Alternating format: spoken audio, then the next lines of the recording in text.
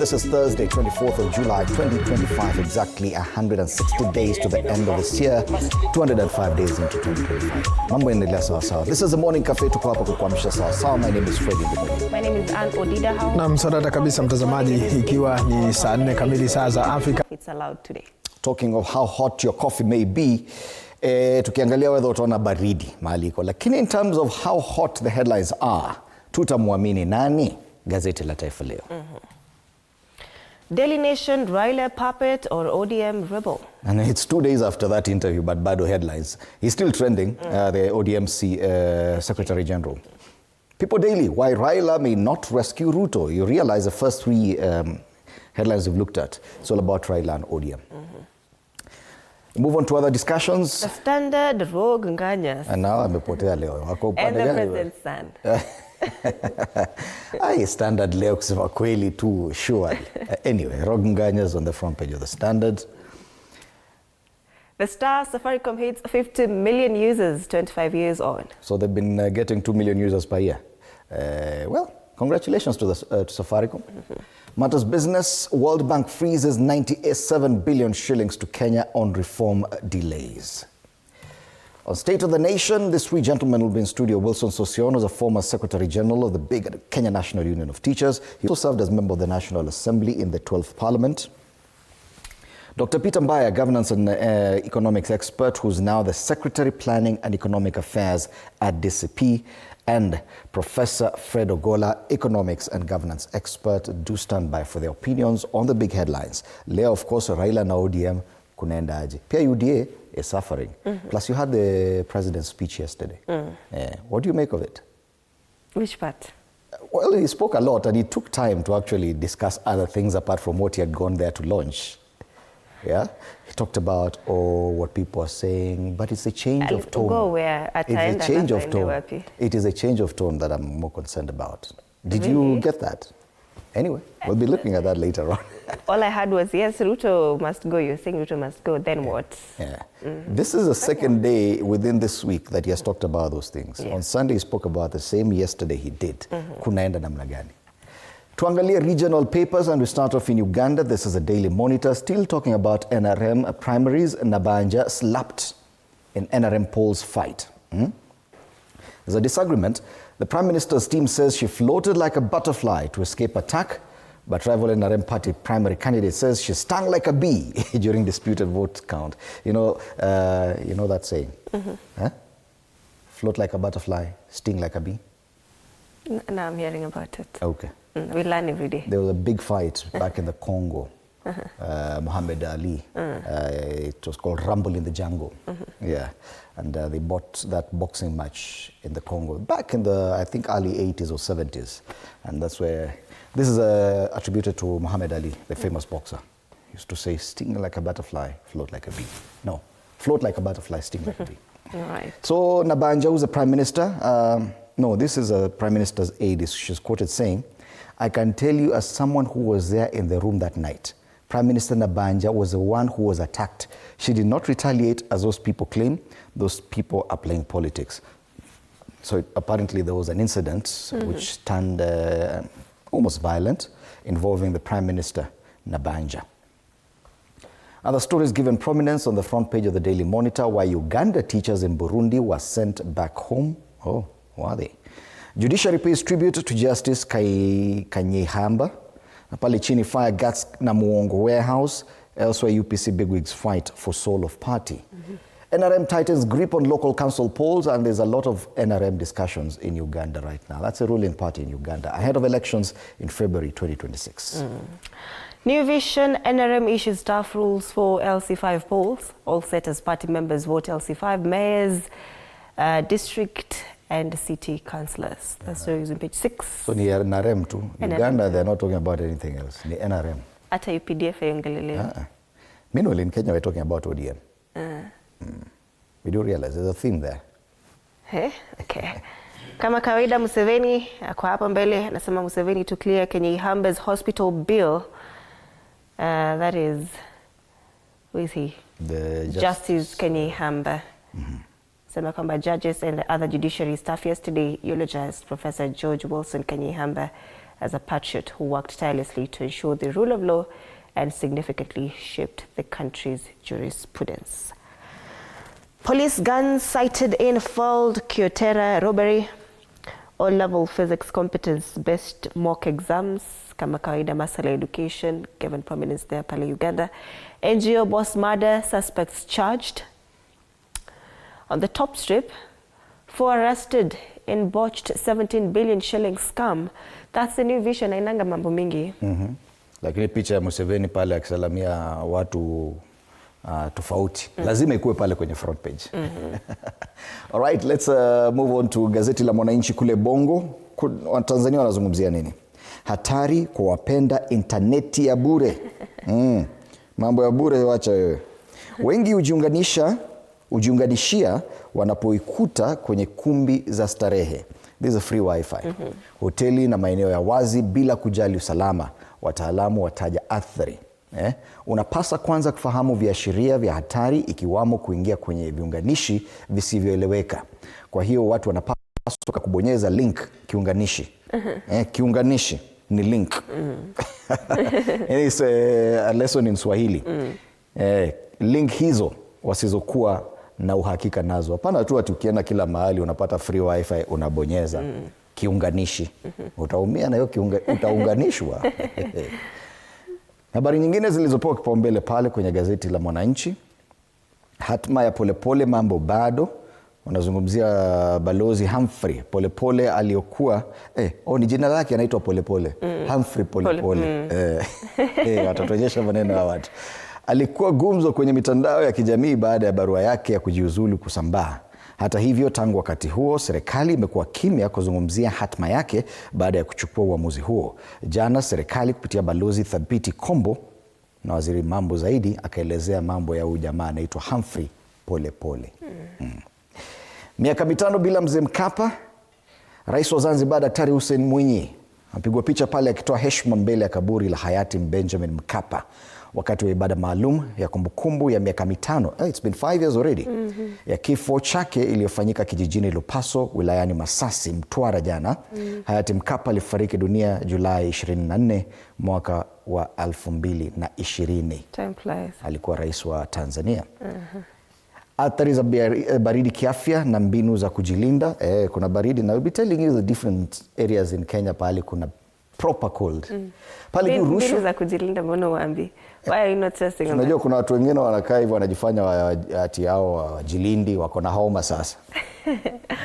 Pale juu rushwa, rafu zaibua hofu watiania udiwani, ubunge. Masuala ya siasa na ni kuhusu Chama cha Mapinduzi ambacho ni chama tawala kule Tanzania. So Kenya tunazungumzia ODM ambacho sio chama tawala lakini wako kwa broad based. Uganda wanazungumzia NRM, chama tawala, na kule Tanzania Chama cha Mapinduzi ambacho ni chama tawala. So sisi tunazungumzia, lakini ODM ni chama tawala. Wako broad based. Kwa hivyo ni chama tawala. Walisema wako broad based. Gazeti la Mwananchi. Na si government wamesema arrangement, not government. Hiyo si government, broad based arrangement. Okay. Revealed leading financial crimes and their solutions.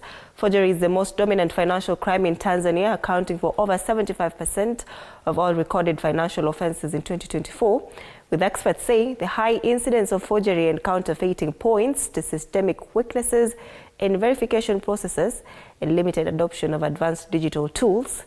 And according to Ivan Tarim, a financial expert, he says reluctance to digitize verification processes at scale, despite growing digital penetration, has left institutions vulnerable to high-quality fake documents, from tax certificates to AI-enhanced identity cards.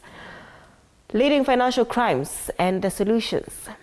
Partners exit won't affect Kabanga nickel project.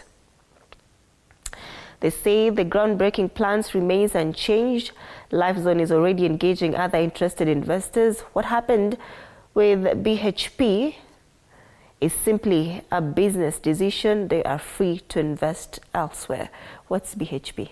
They say BHP Group has sold its 17% stake in Kabanga Nickel Limited to Lifezone Metals Limited. As a result, Lifezone now owns 100% of KNL. This story is on page 2. Tanzania list key successes as SADC Troika chair.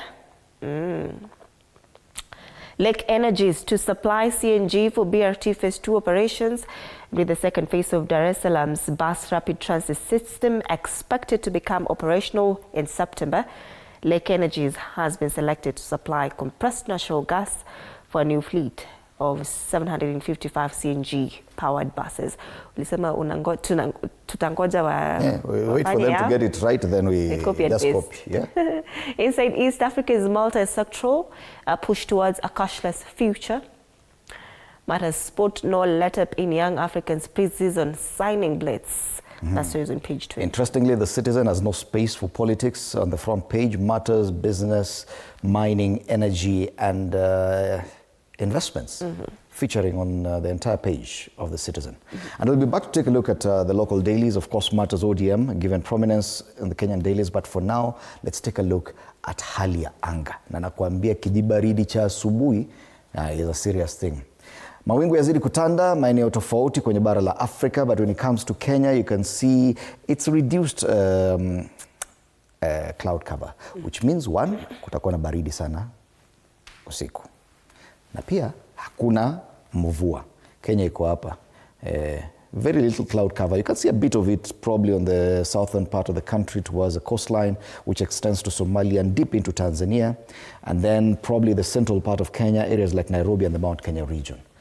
Sasa tuanze na kule kuna probably baridi. Na tunaanza na Nyahururu, which may not be so bad. It's 12 degrees Celsius. Believe me, there are colder areas in Nairobi as we speak.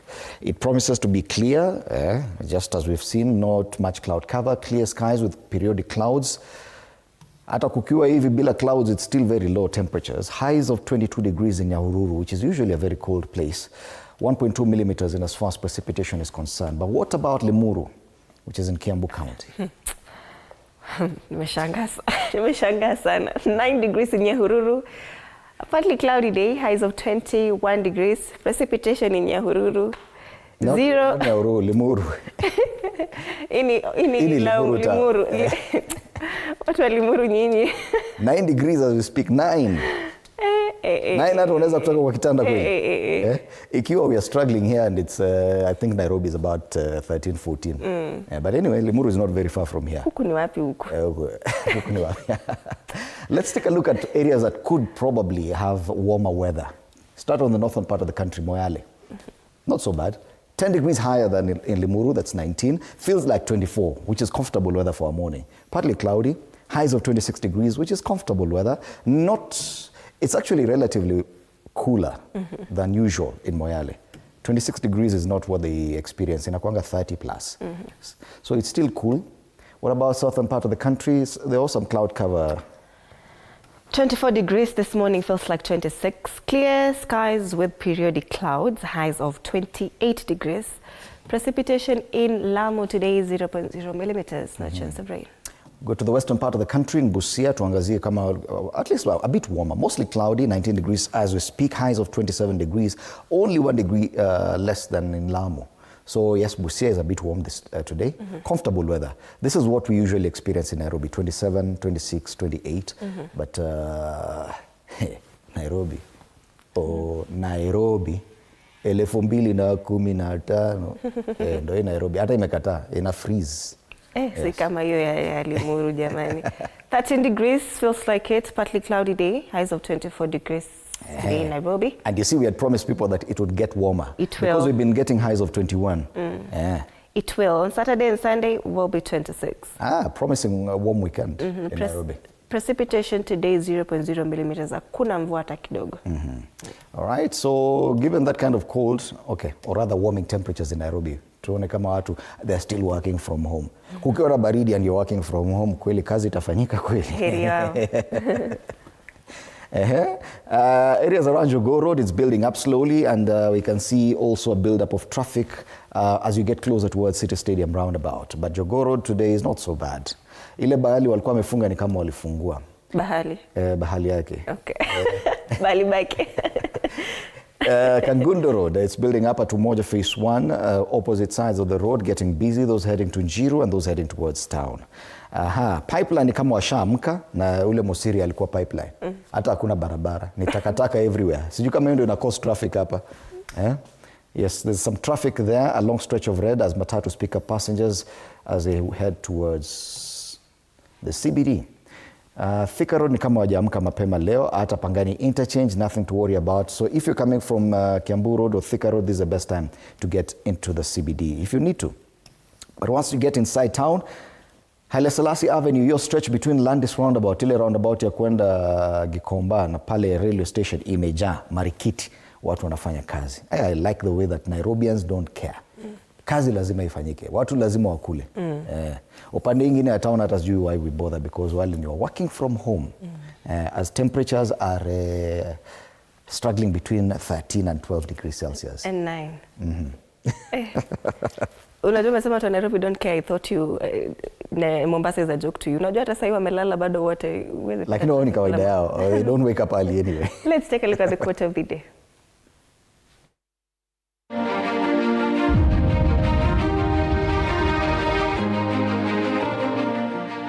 Write a story worth living. Fill it with truth, risk, and love. You're not a background character, be your own main event.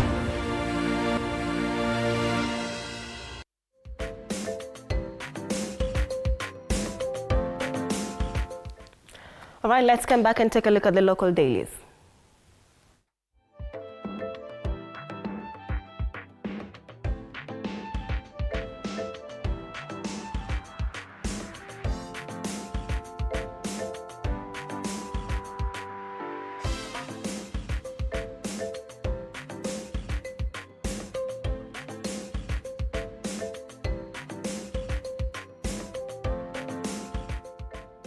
Right. Magazeti ya humu nchini, na leo tunaanza na Taifa Leo sababu kuna watu wameangazia nganya. Thought we'd get a stinging headline from there. Wapi? Taifa Leo anasema tu muamini nani? Ni swali wanauliza pale kwenye ukurasa wa mbele. Kuna nduma kuwili. Nduma kuwili ndio nani?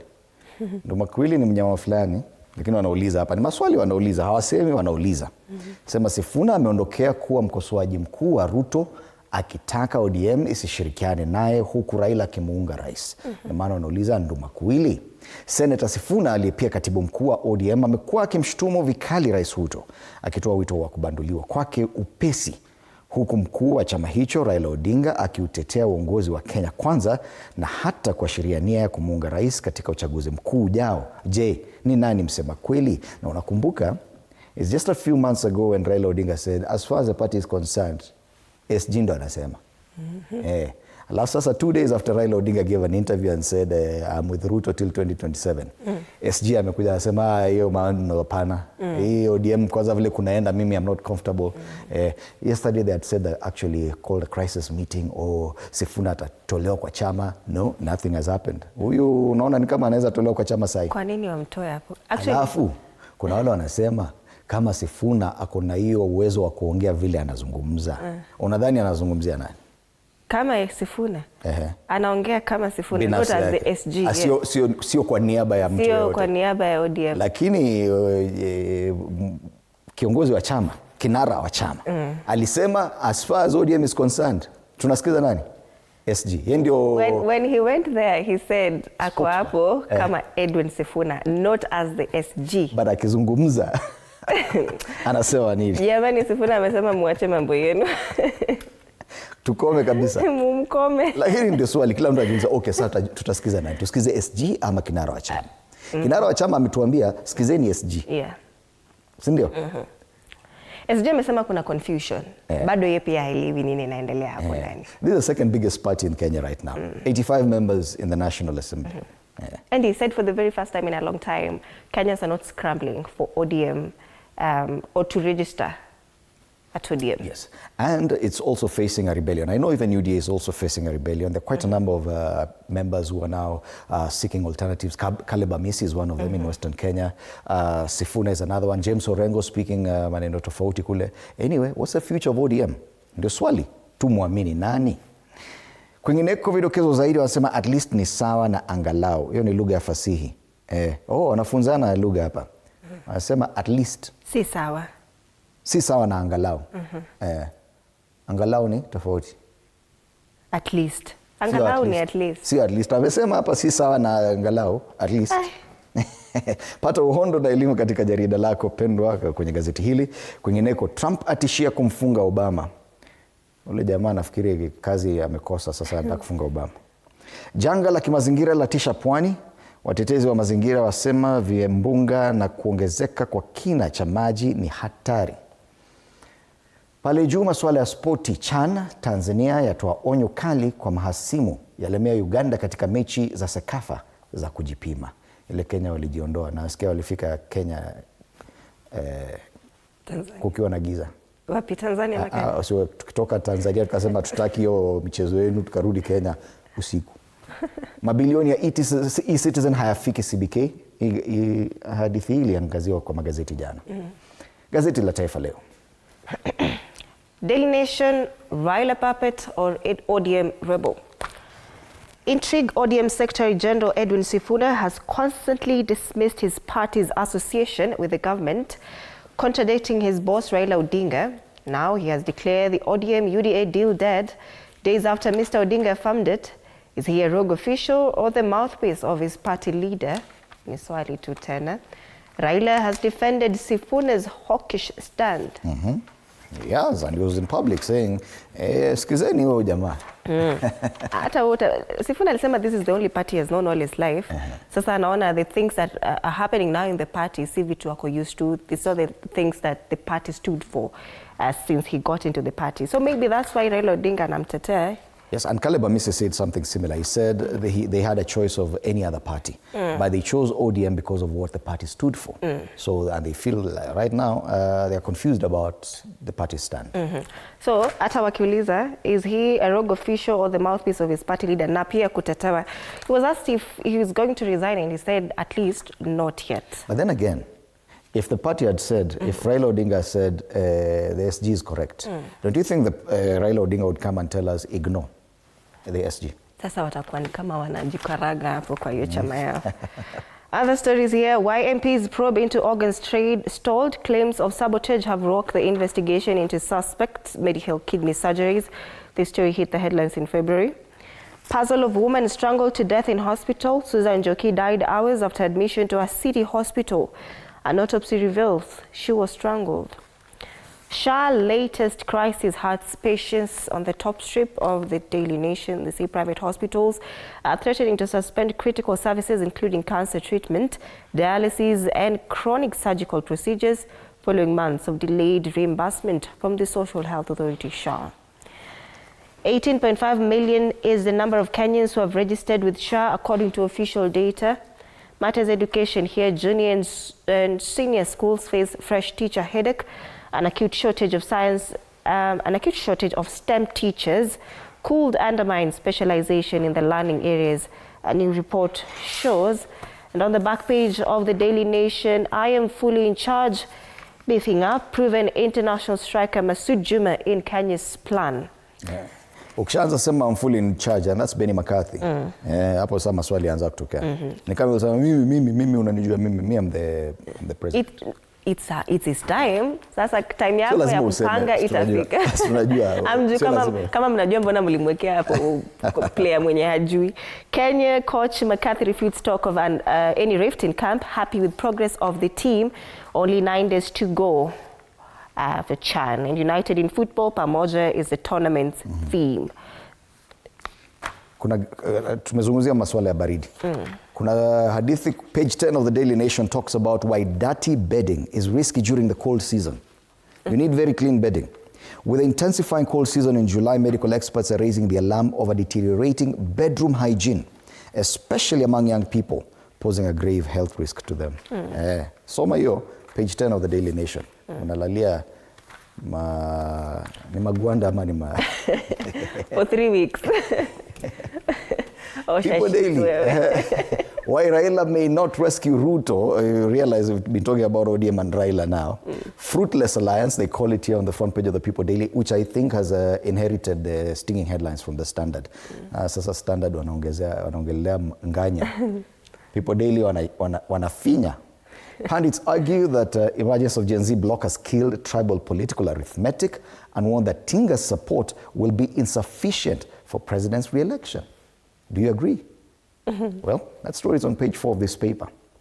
Other stories given prominence. New graves, skulls, and secrets reawaken Shakahola horror, what we are calling Shakahola 2, because now they are discovering new graves and new remains of people who lost their lives or who starved themselves to death. And I think this calls for a sense of national consciousness. What are we talking about? Nazungumzia tu ODM hapa na kumbe kuna watu wanajinyonga kwingine. Anyway. Paying as TSC to recover 433 from tutors. Wataambiwa warudishe pesa ambazo wali earn illegally. And stories on page 5. Na pale juu, Africa's wildlife rangers and sung heroes of conservation. People Daily. Alright, sasa kwa hii story ambayo haijafurahisha Fred at all. The Standard rogue Nganyas. Transport, they roar through Nairobi streets like kings without crowns. Matatus with no number plates, no rules and no fear. Backed by political muscle and hidden behind shell companies, these rogue vehicles are turning public transport into a circus of impunity. While ordinary Kenyans are crushed under the weight of traffic laws, the powerful race above them, literally. With DJs, drugs, and dance floors on wheels, this is anarchy in motion, sanctioned by silence and blessed by the highest offices in the land. Rogue Nganyas and the president's son. I'm not so sure that this is front page material. I may be wrong. I'm not the editor there. And anyway, that's what the Standard has gone with today. They're saying, with George Ruto's just launched Mood Matatu now flouting the rules, with the regulators and traffic police turning a blind eye, lest they get into the bad books of the First Family. I get it. I get them. But I'm thinking about someone in Eldoret reading this on the front page of the Standard, or someone in Kakamega or Turkana. Do they really care about mood? What if mood ikilonchiwa Kisumu Eldoret? And then mood is flouting rules in Eldoret or Kitale. We could argue this one, yeah, but it's the national appeal on the front page. I don't know, but probably, you know what they do with the papers? They could have an edition for Western Kenya with a different headline, or an edition for the Coast Region with a different headline. Probably that's what they've done, and this one is just for Nairobi. Okay. Yes. Rogue Nganyas and the president's son on the front page of the Standard, and this story has been covered on page 4. Other stories here: civil servants must use public hospitals. A bill in Parliament has gotten approval from MPs that will see all government workers forced to use local hospitals to make services better. Will they though? This one is a welcome thing. If you work for government, if you're a state officer, and like, how will you monitor? How will you monitor? Tutasikia tu kwa wako. Mimi nikiwa mgonjwa, mimi ni mgonjwa. Munipeleke ile hospitali mtanipeleka. Wave of unrest hits schools amid exam pressure. Safaricom hits 50 million customers. That's who is on page 18 of the business page. And on the back page of the Standard, McCarthy between a rock and a hard place. Harambee Stars coach defends the team's decisions to withdraw from a Four Nations tournament. And the tournament was part of Kenya's preparation for the upcoming 2024 CHAN. That's the Standard. All right, from the Standard, take a look at the Star, and it goes with what Safaricom has achieved in 25 years. Safaricom hits 50 million users in 25 years. That story is on page 2, and I think that one is very much self-explanatory. Other stories there on the front page: women endure forced C-section and sterilization during birth. Stories on page 10, inasemekana kina mama wajawazito wanaenda hospitalini, alafu yeye anataka normal birth. Lakini wanamwambia lazima CS. Wanasema ni forced, even when not necessary. So ndio alipie hiyo amount ya CS. That's so ironical. Sababu have been seeing online that others, nowadays, there's a rise women preferring a C-section. Those who can afford it. There's a cost to it. Lakini kama umeenda na budget yako iko hivi, lakini unalazimishwa kuongeza ndio ufanyiwe C-section. And they pay for it. Itabidi ulipe si ulifanyiwa C-section. Broad-based big split in Raila camp over Ruto 2027 election deal. Iko pale juu, wameweka head to head the SG and party leader. Lakini mimi naona hapa ni kama hao watu si ni wamoja tu. Hao watu ni wamoja. All right, and that's the main story. They are split in Raila's camp over Ruto 2027 deal. And this ideally should have been the big headline. You see, they usually do page 4 and 5, the main story here. Lakini wameamua kwenda na Safaricom, alafu hiyo broad base imejificha hapa juu. Fresh, independent, different. Definitely independent and different. That's a star. 60 bob unapata hiyo gazeti. Business Daily, finally, World Bank freezes 97 billion shillings to Kenya on reform delays. So the World Bank has withheld disbursement of 96.93 billion shillings loan to Kenya over delays in implementing agreed reforms, including the passing of a bill to curb conflict of interest involving politicians and public officials. That story is on page 2. You can read more about it. State Farm defaults on China loan with 2.8 billion shillings idle in banks. It says state agency has defaulted on a Chinese loan despite some idle 2.8 billion shillings sitting in its bank account at KCB Group, exposing taxpayers to hefty penalties and a credit rating downgrade. NSC listing milestone, and this is where the president was speaking yesterday during the bell ringing to celebrate the listing of the Lindsay asset-backed security at the NSC yesterday. On the ticker, complaints against telco surged by 28%. Uber forced to change customer terms after watchdog probe. This is interesting. You can read more about it on page 7. Ride-hailing company Uber was compelled to change its term and conditions on customer service in Kenya, Uganda and Egypt after an investigation established that they were misleading, a regional watchdog has revealed. In Nigeria topples Kenya as Shelter Freak's biggest shareholder. That's the Business Daily. Right. Just a reminder, Wilson Sosion, Dr. Peter Mbaya and Professor Fred Ogola will be in studio for State of the Nation. But before that, let's take a look at the cartoons. Maswala Karakacha. Leo cartoonist wanazungumzia nini? And we start off with the People Daily. Kuna basi pale, kuna rangi za chama tawala. Sasa ndio chama tawala, UDA. Watu wamejaa ndani ya basi. Dereva wametoa kichwa nje wakielekea 2027 polls, lakini kuna jamaa hapa ambaye alirushwa nje ya basi na amevaa ile crown ya Mlima, anauliza, I'll tell you when to jump out. Watu wako ndani wanaogopa kuruka, wameambiwa kaeni tu hapo ndani, I'll tell you when to jump out. He's talking about the UDA rebels who are yet to leave the party. That's the People Daily. Is a Standard. Standard ODM pale. Huyu ni Sifuna anaruka hivyo. Oh, who is that? Huyu ni Ruto, hata wameandikwa majina. Karikacha hiyo bravo. Najua ni Hari. Hari lazima andike jina ndio ujue ni nani. Ndio tujue. Explain this. So, kuna njia panda hapa. Kuna jamaa anakuja na horse. Unajua ile story ya horses. Raila Odinga is caricature. He has his horse. Vie for president or support Ruto. Ako njia panda. Amekuwa split. Do I support Ruto for 2027 or should I vie for president? Alafu kuna jamaa hapa anaitana, kuja upande huu ni support. Yeah. Na kwa nini anaruka? Si anamuita kuja upande hii. Vile una control. Kama anaruka. Kuja upande hii.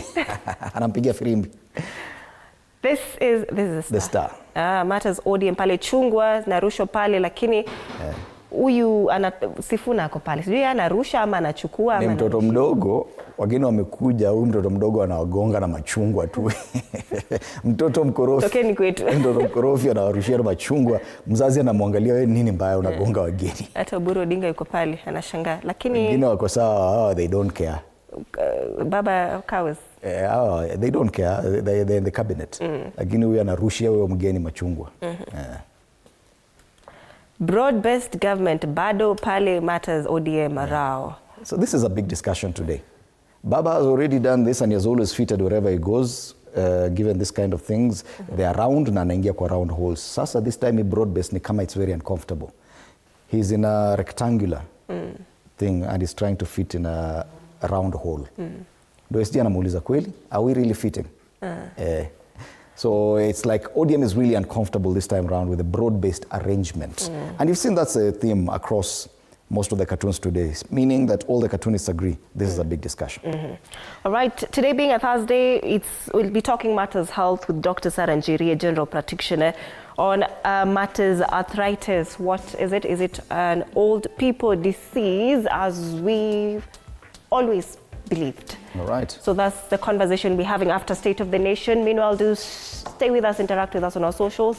TV47 Kenya on Facebook and on YouTube, on X at TV47 News KE. My handle is at Ann_Dida. The hashtag is Morning Cafe. My handle is at Fred Indimuli. It's exactly 33 minutes past 6. See you after the break.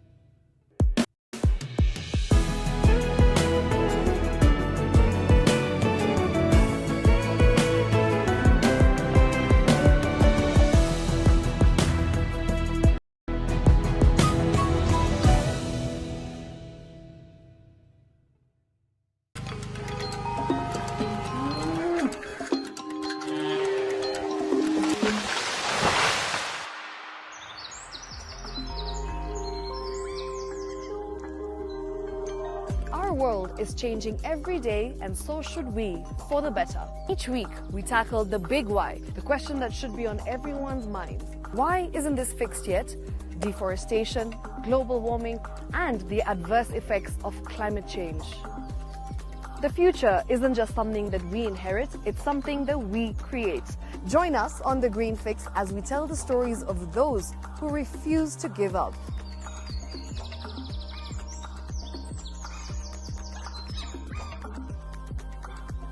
When it comes to fixing the planet, there is no time to waste. Join me, Shiksha Arora, on Thursdays at 9 p.m. on The Green Fix as we look into the big why, you and I.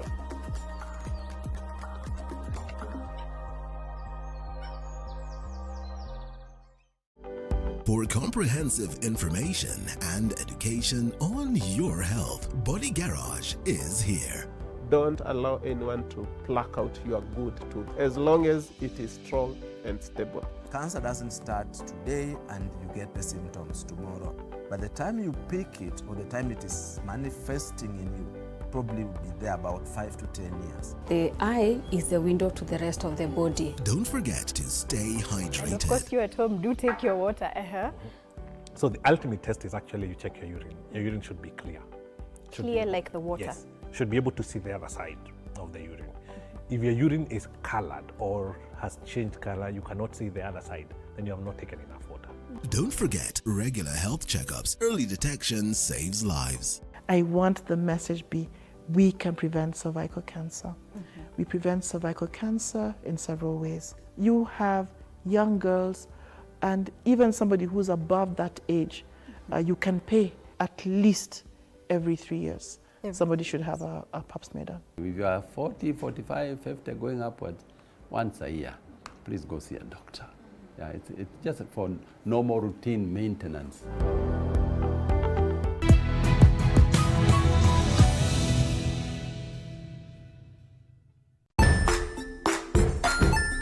Hey there, friends. Welcome to Kids on the Block, where fun and imagination come alive.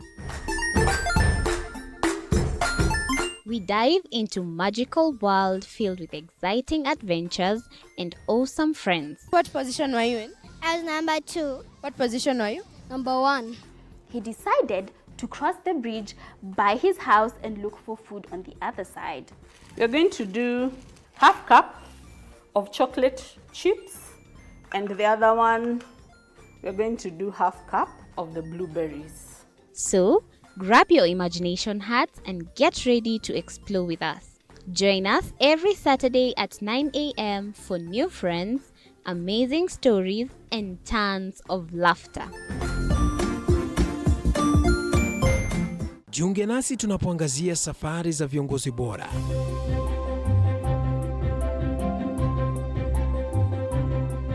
Kutoka kwa ushindi mkubwa hadi masomo magumu. Wakati wetu kwamba wasichana si wa kusoma, ni wa kuolewa, ng'ombe ipatikane, wazazi wakuwe watajiri. Tunashughulikia yote. I wish I were a better investor.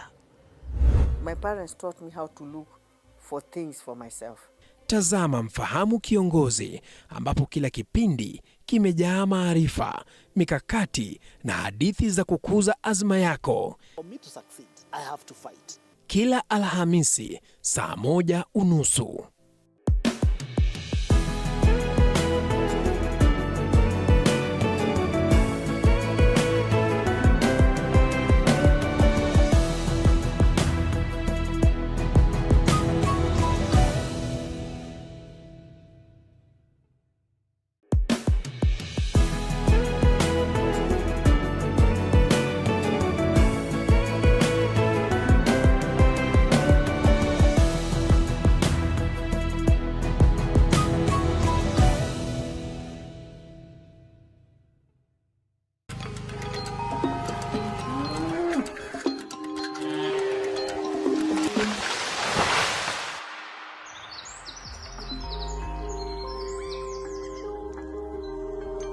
Our world is changing every day, and so should we, for the better. Each week, we tackle the big why, the question that should be on everyone's mind.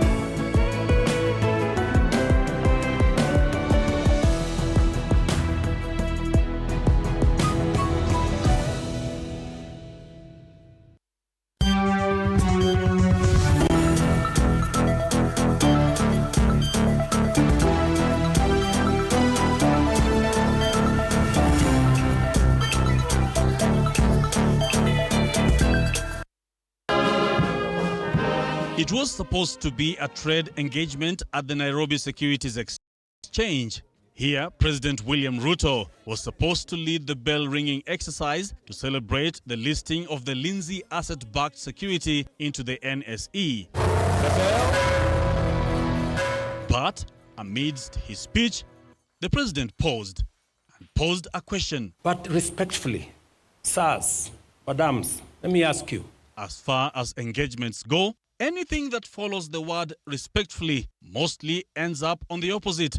And this is where trade turned into a tirade directed at his political foes. I hear my brothers and sisters say, let Ruto go, then we will figure out and we will tell you what is the alternative plan later. We cannot tell you now. To me, that sounds like the wash conmanship. This has been the president's rallying call while chastising opposition figures led by former Deputy President Rigathi Gachagua in recent weeks, accusing them of lacking a better plan for the country other than what he terms as empty sloganeering aimed at ousting him out of office. So, what are your reasons for this Ruto must go? I'm sure it's not because of the spelling of his name. Maybe because you don't agree with the ideas, the policies, and the plan he has for our nation, which is okay. But please, would you kindly favor us with your counter plan? The president equally spared some tongue-lashing for CJ Emeritus David Maraga, whom he labels as unpatriotic and insincere. And I listened to him say, Kenya is a failed state. And I ask myself, so for 40 years, you have been working in a failed state? So, you want to be president of a failed state? Really?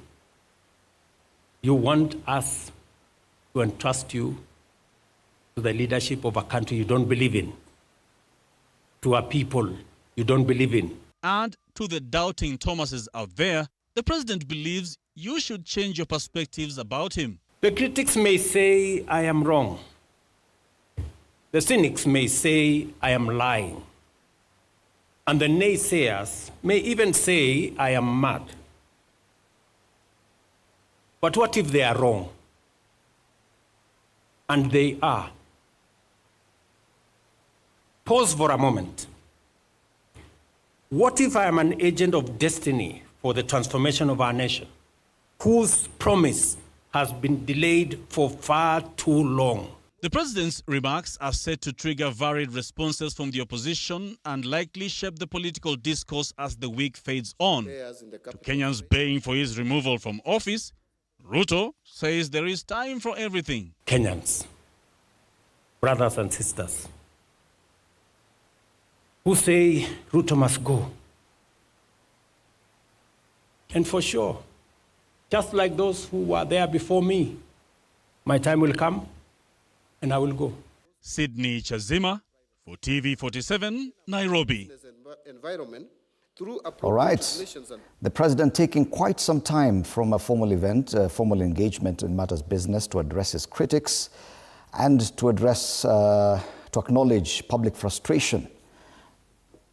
Also taking time to defend his administration's bold and ambitious reform agenda. This coming only days after he did the same on Sunday at a church event where he said that probably he actually posed that he had not overpromised. That probably what he did was just raise the ambitions of Kenyans. Allow me to welcome my panelists this morning, Professor Fred Ogola, an economics and governance expert, professor, and Wilson Sossion, Mwalimu Wilson Sossion, was a former Secretary General of the National Union of Teachers and also served as a member of the National Assembly in the 12th Parliament. Karibuni, gentlemen. Thank you, Fred. Now, we rarely see the president trying to explain, and especially using this kind of tone, to explain his position. What has changed and what do you make of this different approach that the president has in trying to show probably an acknowledgement that there could be failures of his administration and also addressing his opponents? You know, Fred, the term, it wasn't me, is a term that is used a lot. Even where someone has evidence 100%, we are being told when you deny, at least you reduce that belief by even 1%. So you can actually let people still have 99% belief, but long live that 1% to survive on. I think what the president is trying to look for. But allow me to say this first of all, that there's something fundamental about President William Ruto that I think Kenya needs to understand.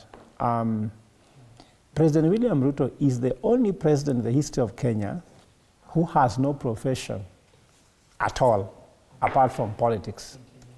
And let me just say that the senior Kenyatta had his first job as Nairobi water meter reader. So he worked in a company, he worked under a boss. When you look at the second president, Moi was a teacher in Kabaratonjo. Then you find the third president, Mwai Kibaki, was an economist, he was a professor, he was a lecturer.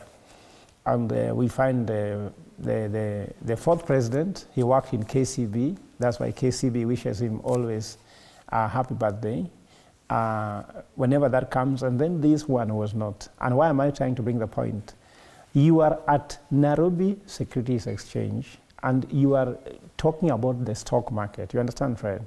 That scene is not a scene to start talking about politics. So William Ruto sees everything with a political lens, even launching a company. So the people who gave that day for this launch, the bell ringing, what have they got? The headline should be, the president launches another, isn't it? Mm-hmm. Then the headline is all about me, I don't know, one time, you confuse the nation. So if the president had worked in any company and known how to run any business, and known that you must have some code of conduct, how to conduct yourself. Like Fred, yesterday I was training for a company in Naivasha. I did the training for the whole day. Then later someone approached me and asked me that, Fred, I see on TV, I think you only know politics. But here you talk to only corporate. But that's what we need to be. When you call me today to go to church, when I go to church, I should not be discussing about Ruto. I should be talking about Jesus Christ. And you can't go to church whereby the church is Ruto from morning to evening. I've been telling people who go to church, please don't feed people on that, because we have children in church. So do you know the scene where you are? So William Ruto should have been a professional enough to know that he is being called by NSC. Odundo called him there to preside over this, to elevate the stock market. Why do you discuss about things which are unrelated? That's one. The second thing is, if you ask me, and I'm sure Bwana Sosion here, if there's one thing the president can be advised to do, let me take this chance to advise him as a brother, because he's a fellow Kenyan like me. The president needs to, first of all, get Kenyan trust back. How can he get the Kenyan trust back? Because, Fred, without trust, even if William Ruto was to tell us he's giving us free milk for the day, someone will go to court and say that that milk is intoxicated. If you do not have trust, in fact, Fred, the foundation of building any organization is trust. And how can trust be built? Trust can be built when you allow people to disagree with you. You understand? There must be what you call a friendly fire between you and the people. And the president does not want anybody to oppose anything or give suggestions. Even yesterday I was having a meeting with this friend who told me, when I sat with this guy and told him what I think about what he's getting wrong, I got into trouble. In fact, I regretted why I was his friend anyway. So these are no rumors, friend. The thing is that tone still can't help him. Of course, he's trying to talk nicely. I'm trying to explain myself like on Sunday again in church. But the thing remains that you can say I'm a liar. Even to associate a president with a lie is a big issue, because a government is what is called a going concern. A going concern cannot be where lies are being said. A seal from the government should be something you can take to the bank and get a loan on, or even get money.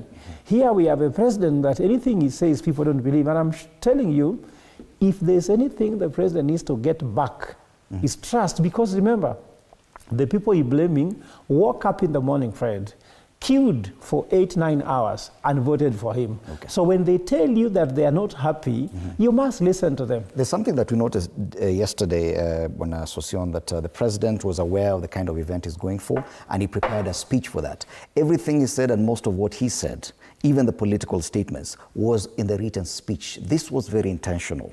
And some people have noted that there was probably a difference in the kind of tone that the president has used. This was not by accident. It was not an off-the-cuff political remark. He did not pause from his speech to talk about politics. He had prepared for it. You know, the president, number one, is a politician, so he can talk politics anywhere. And when he's making his statements to guide the country, it is also within his political right to make political comments, whether off the cuff or whether in the text of a speech. That's a fact for sure. Nothing bars the president, because he's the leader of the country. And let me rebut the views of my fellow scholar here, who has lots of unrefined vitriol, that if we are to look at the careers of all the presidents, number one, largely, they have been in political leadership, all of them. That is what qualifies you to be a president. To be a president, there is no qualification that you must have been in a specific career. But even if we do so, Jomo Kenyatta was a teacher in 1945 after returning from UK at Togoto. He practiced teaching, although he didn't have a teaching license. Moi was a trained career teacher, professional. And Kibaki was a distinguished scholar. That one's a scholar and an economist and a lecturer in a university here. And Uhuru, we really don't know his biodata and whether he actually graduated, whether he has any paper. We don't know, we cannot. Though he's trying to, of course, he worked at KCB as a clerk, that we know. And you are trying to say William Ruto did nothing. Tell me where he worked. Let me surprise you today. William Ruto was a distinguished teacher in a high school for quite a while. And which school in the is North this? Rift. And just mention the school. No, he taught. I will check the name of the school and also give you. We can Seriously, do research friends. together. How do you be yes. if you don't know the school and you Yes, are before the end of the show, we'll challenge you to check and give us the name of the school. Fred, it is me talking. So you'd rather. Let's be civil. Thank you, my brother. You love your time. Continue. So the fact of the matter is, if you get a university student or a graduate at that time, of course, he's a graduate of Bachelor of Science, second class honors, upper division, and one even a scholarship for masters. So, and he is one of the few politicians who has studied to doctoral level and in a field that not anybody can do, the field of botanical science. And having been a teacher, you know, to teach is not simple, even if you teach for 1 week, 1 month. And before getting into active politics and active leadership and working with communities and getting elected, and the rest is history. And that is why he has been able to convince Kenyans. And so I'm more concerned about the messaging from the president. Forget about his career. I'm more concerned about, now, do we sense now a feeling, do we get this feeling that probably there's a shift in the way the president has chosen to communicate in the recent days, especially the last one? Let's discuss that. The president is not on campaigns. The president, he is in office, discharging his duties as the president. The other team are very busy politicking, which is okay. It's allowed. It's all right. A number of them have gone to the US. We are seeing what they are doing. It's all right. And this is allowed as a country. And Their I want you to look at the president without the prism of looking at the other. Allow me to finish. I'm trying to analyze the president's tone and shift. I'm coming to that. I'm backgrounding a fact. Everyone else, who tells you that everyone else has a right to speak? I'm not saying the president does not have a right to speak. The president Get my question correctly. Get my question correctly, Mwalimu Sosion. Get my question correctly. We are not criticizing the president, and we're not saying he's wrong or he doesn't have the right to speak or address any issue. We are asking, because we're trying to analyze the president as an individual and as a head of state, and his messaging. We've seen how he has addressed his critics in the previous months. Now I'm asking, are we seeing a shift in how the president has chosen to address his critics in the last 1 week? There's absolutely no shift. The president will always speak truly to the people of Kenya on all matters, including politics, wherever he is, even in church. When given a platform to greet the audience, he will speak about critical primary issues that are vital to the country, including politics. The pulse of politics is a thing that every Kenyan is concerned about. And as the man, the person vested with authority of presiding over the country, he must give state direction and direction as a person. And the challenge has always been that many people have seen like there has been a disconnect in communication from the head of state, even from his ministers and people working for him. And probably him reading even some of these statements directly from a script instead of off the cuff could be seen as an attempt to actually ensure that the message is clear and a bit more disciplined going forward. Do you feel that could be a change in tack for the president? By the way, I can't agree with you, Fred. It's just that it's difficult for Sosion to get his head around the fact that you are trying to bring a point. That, when you are speaking to a concluded mind, it's so difficult to shift. In fact, I'm so disappointed with Mr. Sosion, because you are a distinguished academic. People really respect you, and people think that you can actually advise the president properly. And maybe with you not being able even to see a point that is apparent, how important it is. And in fact, Fred, that's why I'm asking those surrounding the president, tell me your friend, and I'll tell you who you are. Tell me whom you want to work with, and I'll tell you whom you are.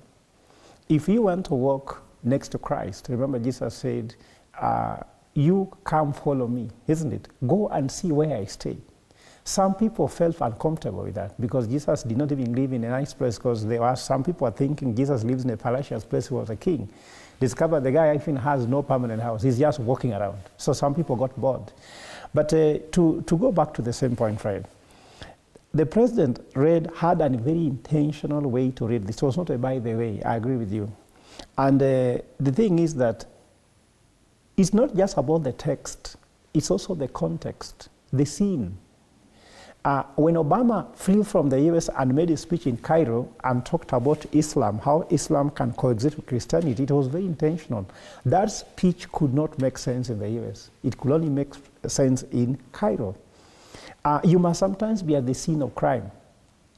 And to bring politics in the scene of corporate, I think those are not giving him the right advice. In fact, the business community needs to embrace the presidency. And Fred, let me tell you something.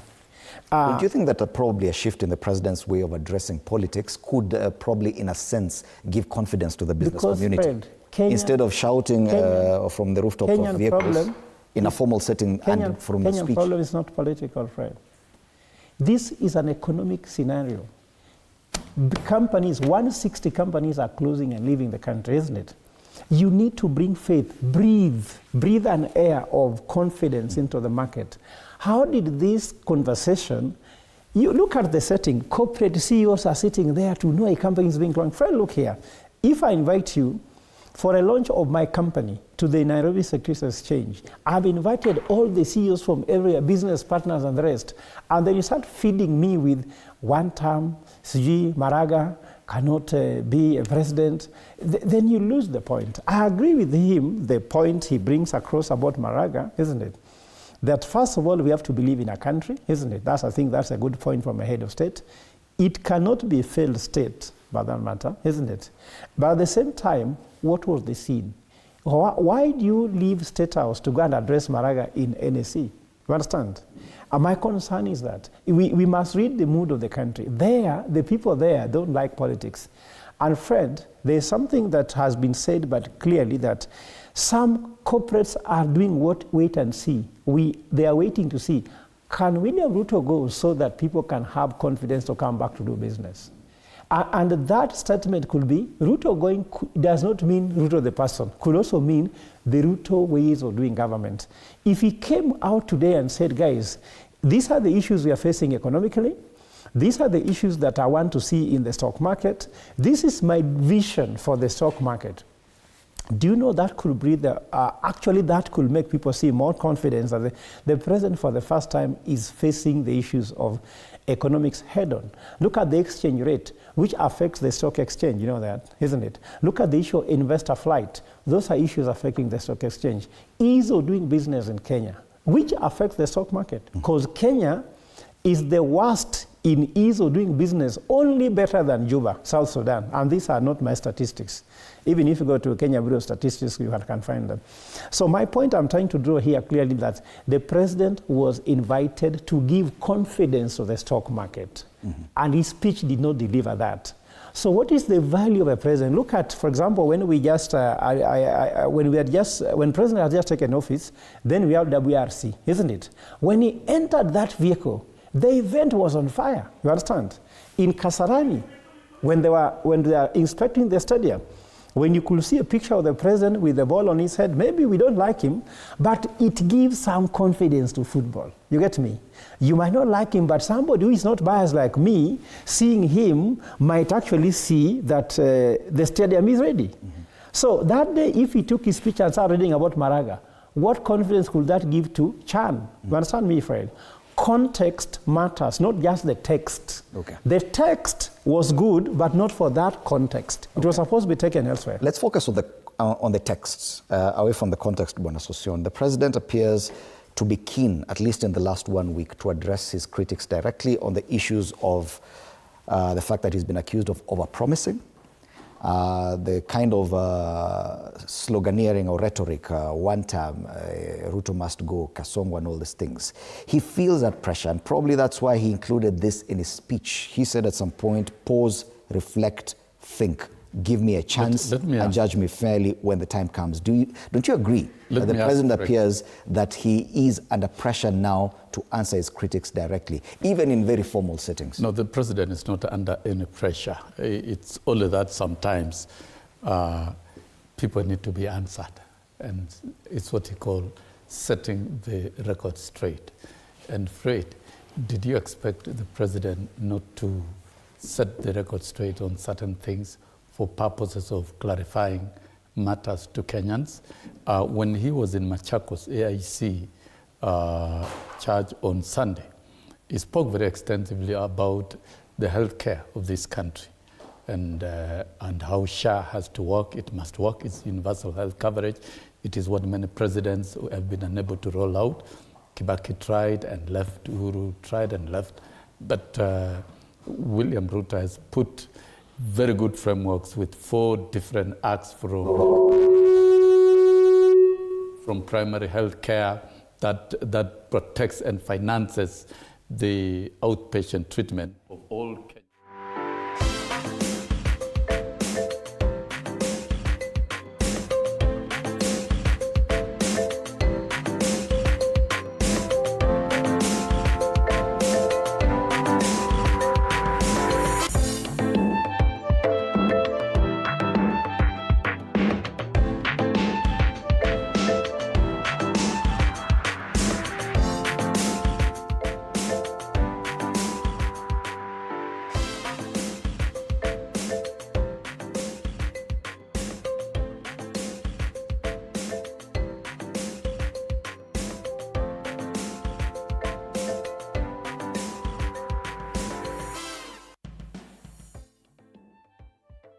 Leaders. Fred, let me tell you, I've traveled around many jurisdictions around the world. Many countries don't take charge business seriously, and even leaders don't. Kenya is one country where religious matters are treated seriously by the citizenry, and worship days like Friday for Muslims, and Saturday for Adventists, and Sunday for the other general Christians, is a serious gathering where even social issues afflicting the society, because the church must speak about alleviating pain in the society and dealing with issues to do with poverty, dealing to do with things to do with justice. But and therefore the president, when granted an opportunity, will choose what message is good. In the stock exchange, he has been previously very dismissive about his critics. It's a change in tone that I'm asking about. In the stock exchange and even economic activities, my brother here claims to be an expert, but I tend to think he's more of a paper tiger than a practicing one.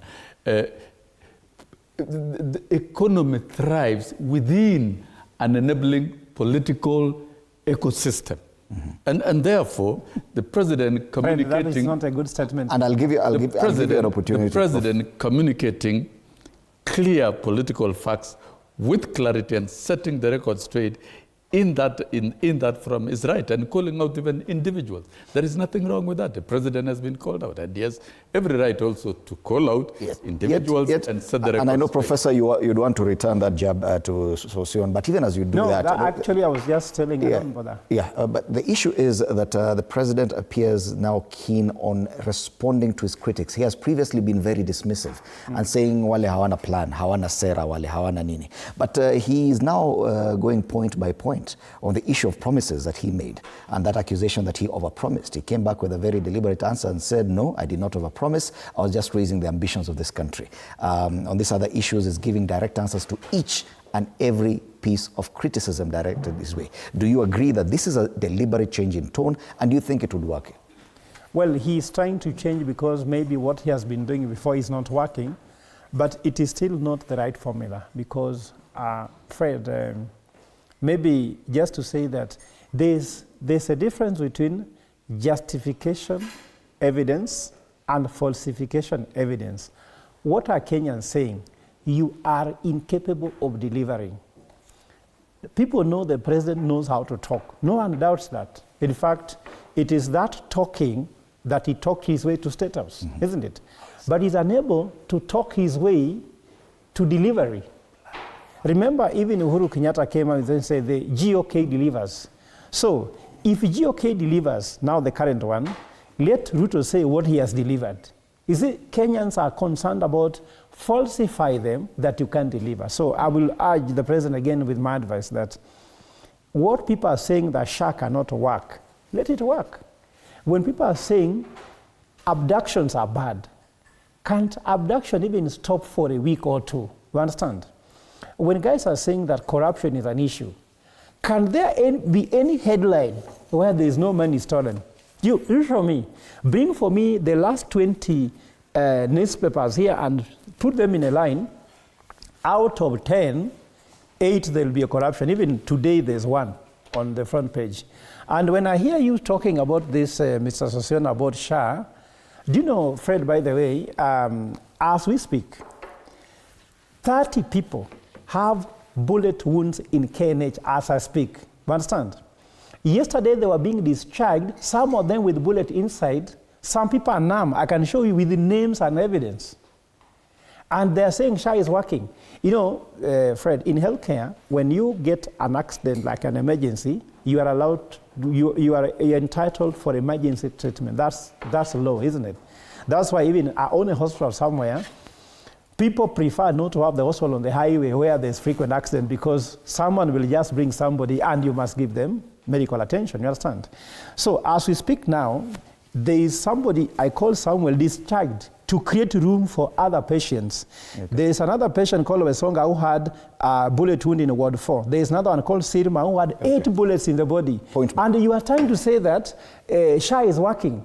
It is not working, Fred. So what I'm trying to say in short, to help the president, rhetorics, Kenyans have had enough. You understand? People just want you to falsify them with one. Like I go to my point. The sun has been rising from east, setting in the west since we were born, isn't it? The day the sun will rise from west, go to the east, no one will ever say the sun rises in the east to the west. Okay. So the day the president will deliver one project which is corrupt-free, isn't it? One project which will deliver the results as required. That day, people will start saying, Allah, there's a change in the administration's mindset. It's not about tone and talk. Okay. We have people with good tones, but they're actually very little. Okay, but we continue analyzing what effect a possible change in tone by the president and the political class could have on our politics. Allow me to welcome Dr. Peter Mbai to the panel. Dr. Mbai is Secretary Economic and Planning Affairs, Planning and Economic Affairs at the DCP party. Karibu sana, Dr. Mbai.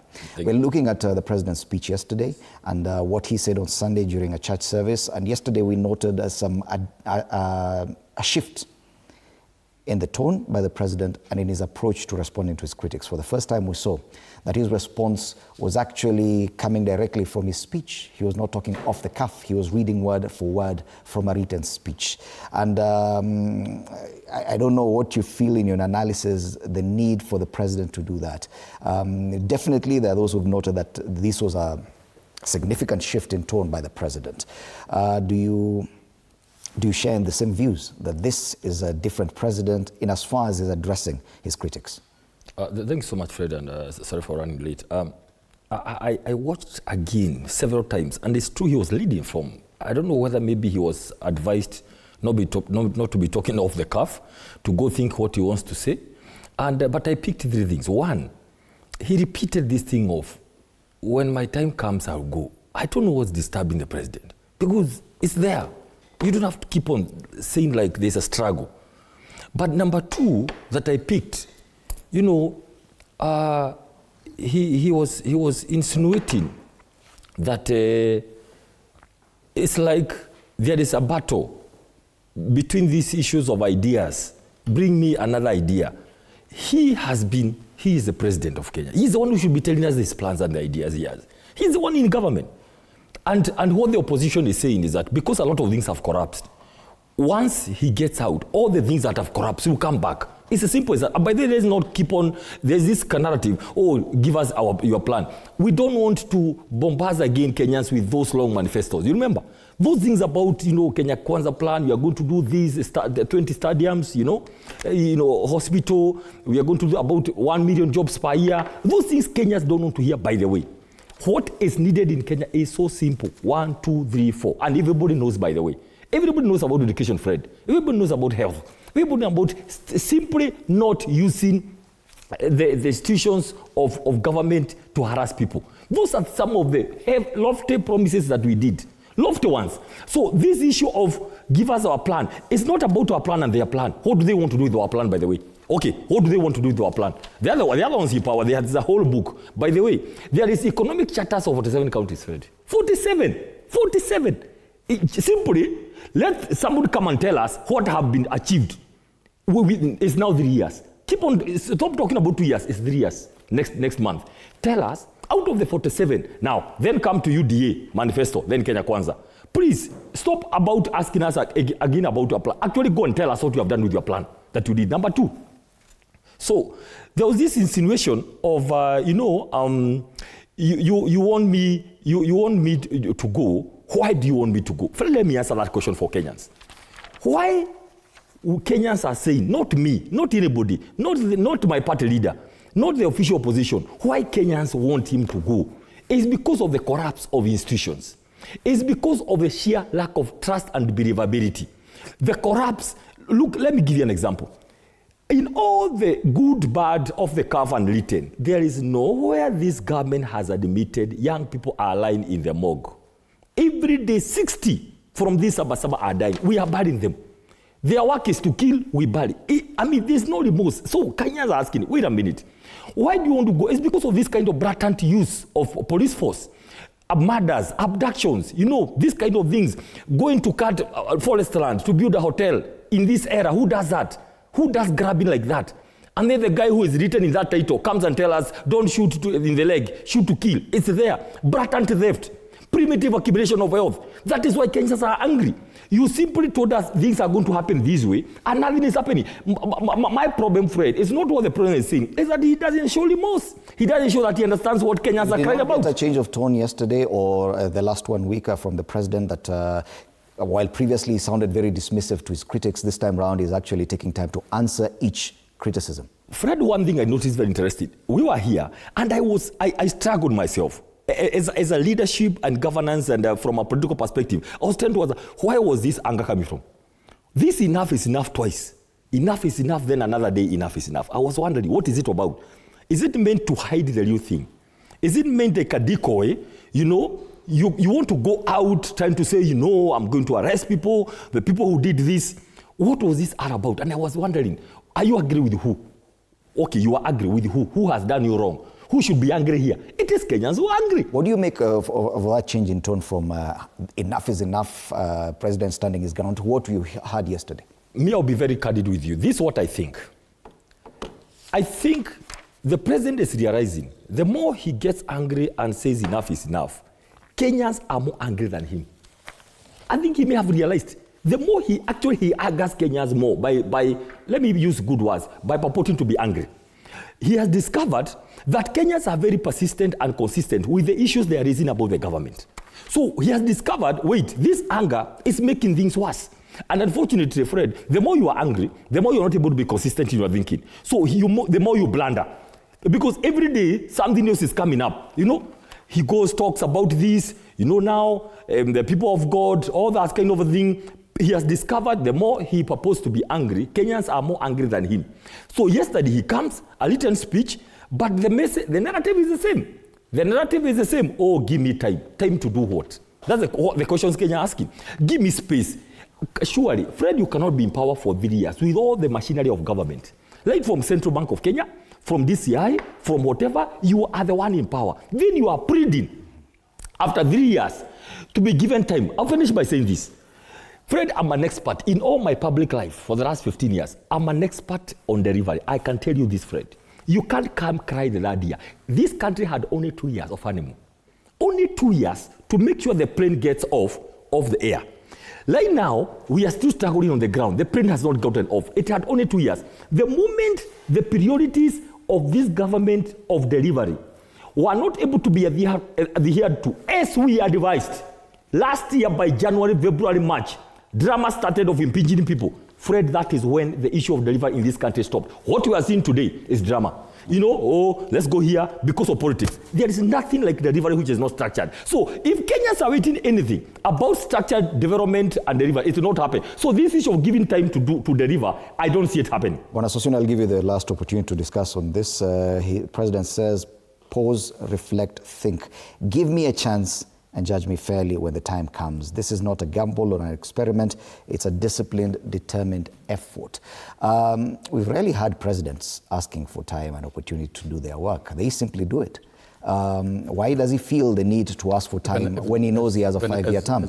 Even as I respond to that, it's also prudent to tell my brother, the political scholar, a theorist of his own class, that trying to catalog the perceived and hyped negative things about the government cannot change facts on the ground. And the manifesto of Kenya Kwanza, and in fact the first one of its kind, a practical one, social, it speaks to the social rights and equality of Kenyans through the bottom up. And you look at the pillars, very clear. So when the president says, give me a chance to transform Kenya, you know, we've never had a president who has looked at the governance of the country through the prism of actual transformation, a transformation that will bring social and economic equity. What is happening in the background is a sheer attempt to try and disrupt the delivery process. Because tell me, Fred, in simple language, does this country require reforms in the agriculture sector that benefits the hardworking farmers and that ensures the food security of the country and the support of the production sector, because agriculture is the backbone of the economy of this country in many aspects. Did we ever think that the price of coffee could shoot from 50 shillings to close to 150 shillings per kilo for our farmers? The same thing for tea. Did you ever imagine that we cannot import sugar anymore in this country? 2 years we are not importing sugar. Our hard-working cane farmers are doing a job. This is the transformation the president is talking about. And he has taken a bold move to disrupt the cartels. And the cartels speak through the critics of the president. And those representatives of cartels in this show are to my left and to my right. Number two. Fred will not allow number two. Number two. Let's be fair. Let's be fair. Let Kenyans know that there are cartels who are against good things. And when the president... he should withdraw that. Let him withdraw that, please. Let him withdraw that. They look like. I've withdrawn, they look like. Now, when the president says... Fred, I'm not a cartel. Okay, I've withdrawn. When the president says, give me time, he means it. Give me time to oversee the reforms in the agriculture. Why is he asking for time? That's a question, because he has a 5-year time. Give me space. Don't disrupt what is being done. Let him communicate, execute, give the president time. Every president has had opponents and critics. And he said it. Why is he asking for time when he knows he has a 5-year term? No, it's not even you see, when the president says, give me time, it's a matter of telling of critics, just keep off, allow me time to work. He needs to deliver on universal without healthcare. Criticism? UHC has to work. He didn't say stop criticizing. He has not said stop. Then why is he asking for time? And that's the question. The level of disruption, Fred, you agree, is one of the highest. And my left and my right here, when I say they're representative of... I think you withdrew that statement. You don't need to repeat it, Bonasocion. Let's not go back there. No, I'm being factual. Because why do we disrupt the government from delivering? Let the president, he has 5 years. After 5 years, evaluate him on agriculture, evaluate him on MSME, which he promised. And he doesn't need to on ICT infrastructure, evaluate him on housing. Have you seen Kenyans moving from the slums to decent housing? We have seen them being handed keys. We are seeing housing programs taking shape across the country. Is SHA working? It is working. I want to ask Professor Ogolla here, can you go and make sure you get sick today and go to hospital and tell us tomorrow? Make sure you get sick. Professor, very briefly on that issue, so that we move on to another discussion. Those who are dismissing the operations of SHA are people even who are not aware of those who are sick. Why does the president feel the need to ask for time? His term is defined, 5 years term, and a possible second term if he's re-elected.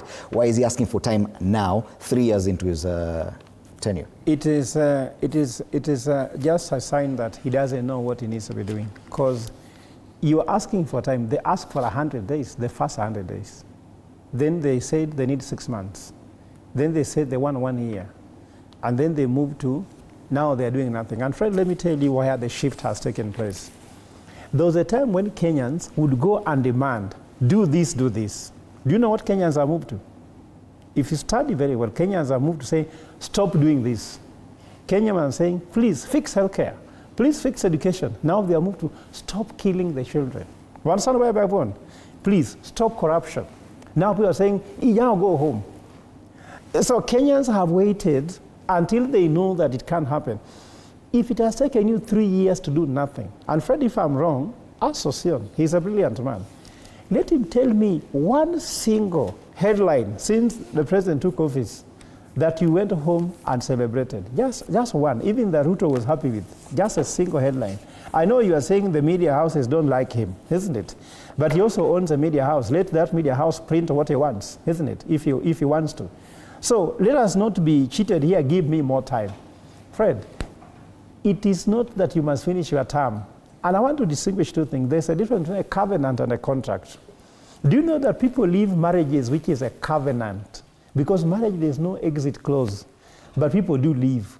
What is this Ruto's term that is so special that cannot end? And Fred, let me go that I've been saying this, and I still repeat, I know Dr. Mbai, though he's in opposition like me, disagrees. Fred, we need a transition government. The reason I'm trying to say so is that The president cannot absorb. You're asking me, he's saying he needs more time. He's asking for a chance. Yeah, how many people are dying under his presidency? Direct and indirect. You know, by making a bad policy, Fred, 1 million people can die. You know that? That's why I tell people, the most delicate profession is politics. Engineer can design a house that can kill 20 people, isn't it? But a president can make a decision that can wipe up an entire generation. Look at what is happening to the young people, Fred. And why I'm sad is not for anything else. While young people in Japan, in Korea, in China, in the US, in UK, are in laboratories making breakthrough technology in AI, in robotics, in medicine, in engineering, our young people are forced to be in the street with maandamano. And this time we are asking, Fred, can you tell me if I take 2 years from you? I take 2 years from you. Give me time, and that time is taking away your career. This year, it was there 2 days ago in the newspaper. Because of lack of 600 million shillings from HELB, some people will not progress with education, isn't it? Because of capitation, some people are not going to continue with school from primary and secondary. Give me more time. You understand? To you, who is sitting in State House with all the trappings of power, give me more time, isn't it?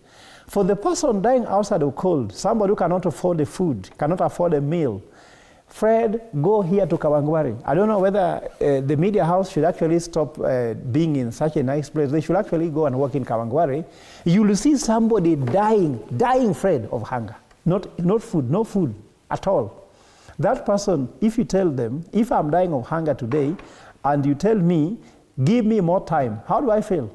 You know, this is what we call insensitive. This is ineptitude. It's like he's senile. It's like the president not in touch with what the country is going through. Give me time for what? If somebody is dying in a hospital and you are a doctor and they need a surgery in the next 1 hour, then you tell people, give me more time, isn't it?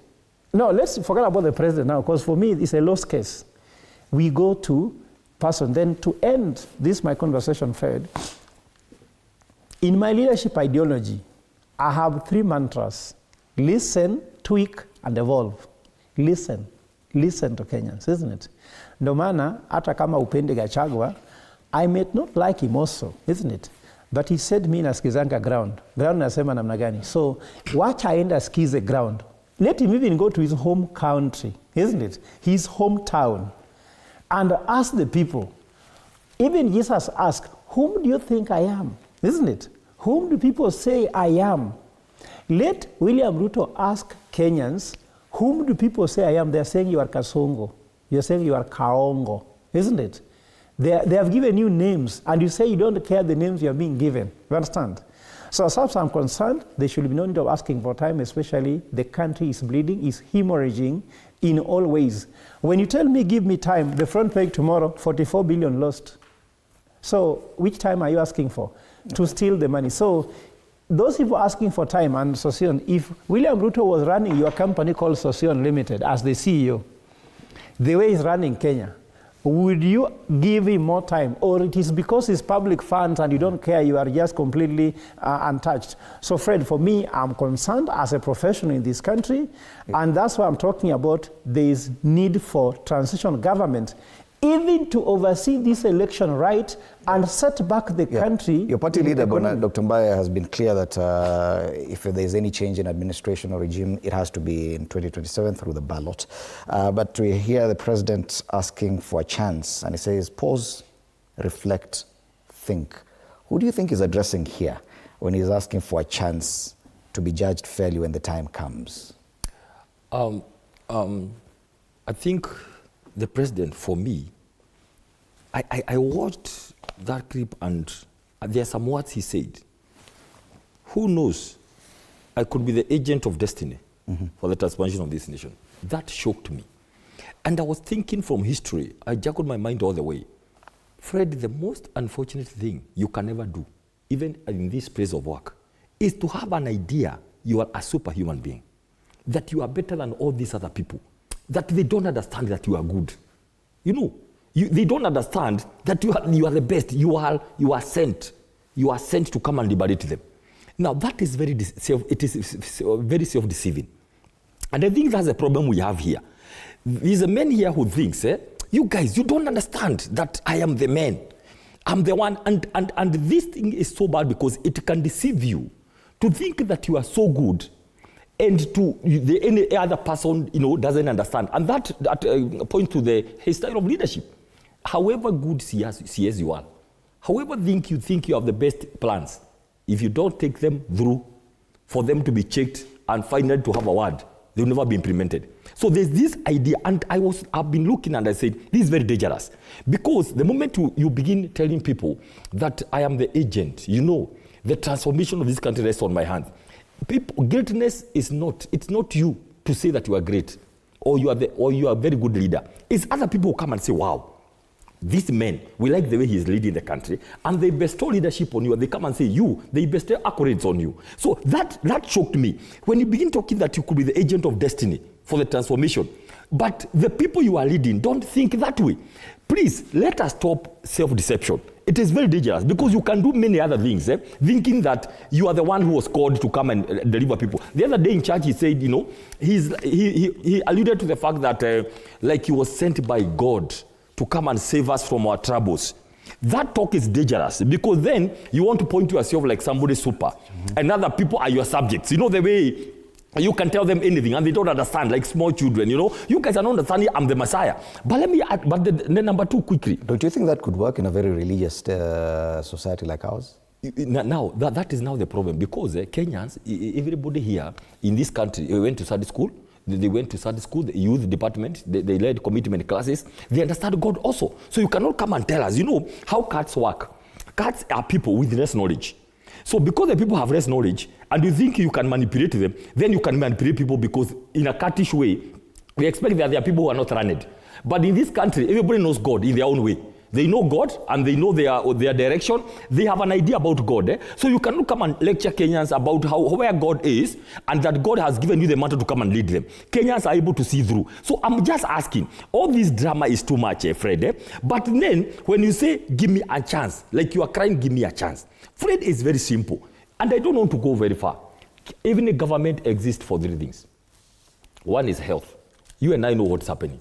Nobody has ever answered who takes 2.5% of all the money. The private company which operates outside the country. Nobody has ever answered where is help. Who takes what are we on today? Where is CBC? Where are our kids? Are they in junior, secondary, middle, or wherever? Nobody has ever said that. They're afraid very quickly.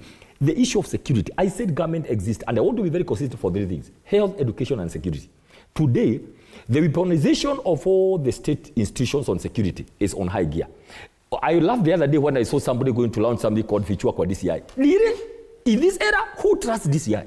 I mean, anybody who hears DCI, they see Subarus coming to arrest Albert Ojwang. So please, stop it. So today, the issue of DCI, EACC, all these institutions, NCIC, they are being used for political reasons. The same thing he said he will not do. So security-wise, education, health. Now, primitive accumulation of wealth, using state organizations and power to get private wealth. Those are things Kenyans are saying they are not going to work. Let me finish with the cost of living. Look at the cost of fuel today. Daily meal, baby feed, cost of construction items. Today people are crying. That fuel increase of 10 shillings is going to cause a lot of impact. I can tell you nobody is saving today. People are living on loans. You leave Tara, you go to Mshwari, you go to your bank, you go to women groups. Okay. Everybody is about me because the cost of living, Fred, today is so bad. Kenyans are wondering where they're going to get the next meal. It is very, very serious. People are being auctioned left, right, and center because people are crying. Then you come and say, give me a chance. 3 years later. It's interesting that none of the dailies actually felt the need to put the sentiments of the president on the front. That's very interesting. I looked at all the papers in Kenya today. I felt that probably that speech was one of the most, it represented a huge shift in how the president sounded in the last few months. But let's talk about politics now. And I want us to move away from that issue about discussing the president and his statement yesterday. the party politics of both the UDA and ODM, because the top two parties currently appear to be facing a huge crisis of identity, not just ODM. ODM apparently is on most of the front pages, 3 papers to be precise, on the front page of the People Daily, Daily Nation, and Taifa Leo. UDA, I think, is on one of the cartoons on the People Daily, the future of UDA as a party. These are the top 2 parties in Kenya right now. In terms of parliamentary strength, UDA, the top party, and ODM still maintaining a significant hold on parliamentary politics.